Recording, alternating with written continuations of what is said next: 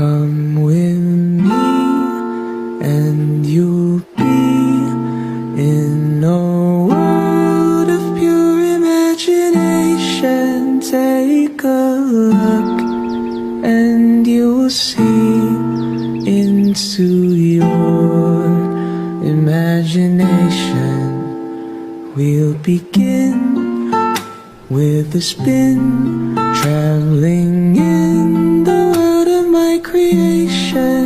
What we'll see will defy explanation.